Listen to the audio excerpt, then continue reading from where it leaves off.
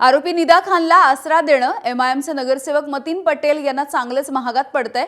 मतीन पटेल यांनी निदा खानला त्यांच्या संभाजीनगरमधल्या कार्यालयामध्ये लपवून ठेवलं होतं आणि त्यामुळे त्यांच्यावरती याआधी गुन्हा दाखलही झालाय। आता यामध्ये मतीन पटेल यांना छत्रपती संभाजीनगर महानगरपालिकेनं देखील दणका दिलाय। त्यांच्या घरावरती आता बुलडोझर चालवला जाणार आहे। ज्या कार्यालयामध्ये निदा लपली होती ते घर बेकायदेशीर अतिक्रमण करून बांधलं गेलंय। या घरावरती महानगरपालिकेने नोटीसही चिटकवली आहे। 3 दिवसांमध्ये खुलासा न केल्यास घर पाडण्यात येईल असा इशारा देण्यात आला। सोबतच त्यांच्या नारेगाव परिसरामधल्या दुसऱ्या राहत्या घराबद्दलही अतिक्रमणाची नोटीस बजावण्यात आली। त्यामुळे आता मतीन पटेल यांच्या विरोधात महानगरपालिका देखील चांगलीच आक्रमक झाली आहे।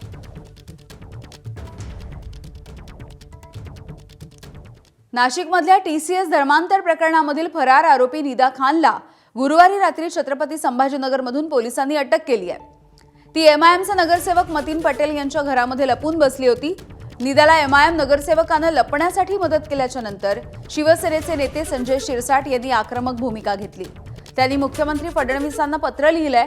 एमआयएमचे नेते इम्तियाज जलील आणि मतीन पटेल यांच्यासह संबंधित सगळ्यांची एसआयटी मार्फत चौकशी करा अशी मागणी शिरसाटांनी पत्राच्या माध्यमातून केली आहे। सोबतच संबंधितांवरती कठोर कारवाई केली जावी अशीही त्यांची मागणी आहे।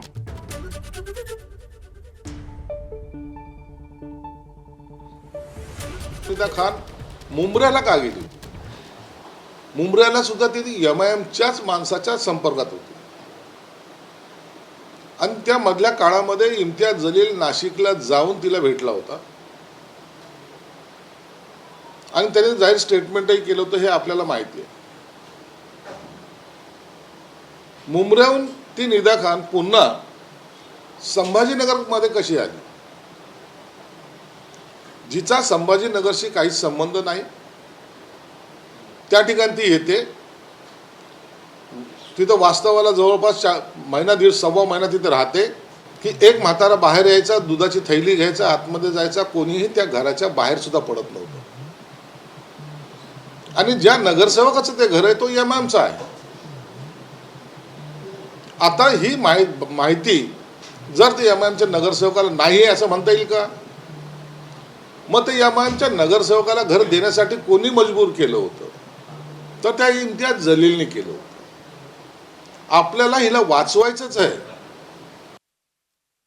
निदा खानच्या अटकेच्या नंतर एमआयएमचे प्रमुख नेते असदुद्दीन ओवैसी यांनी देखील निदा खानची पाठराखण केली। निदावरती करण्यात आलेले सगळे आरोप हे चुकीचे आहेत। तिला कोर्टामध्ये नक्की न्याय मिळेल असा विश्वासही ओवैसींनी व्यक्त केलाय। तर या संपूर्ण प्रकरणामधील तक्रारदार राजकीय पक्षाशी संबंधित असल्याचा आरोपही ओवैसींकडून करण्यात आला।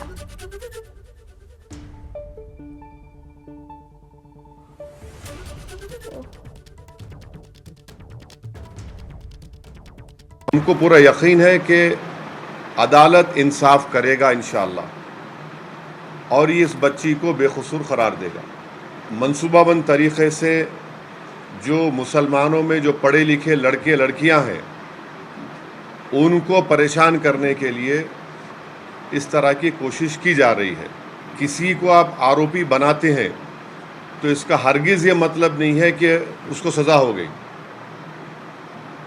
ये तो जो आरोप लगा रहे हैं उनको प्रूफ करना पड़ेगा कोर्ट में बियॉन्ड रीजनेबल डाउट। एबीपी माझा, उघडा डोळे बघा नीट।